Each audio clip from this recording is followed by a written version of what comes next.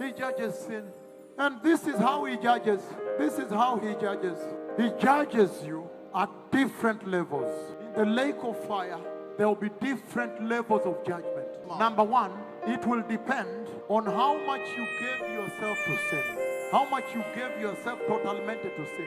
Number two, it will depend on how much sinful influence you had on other people of God. If you are preaching in the church and you are flirting in your office, you are flirting with a girl.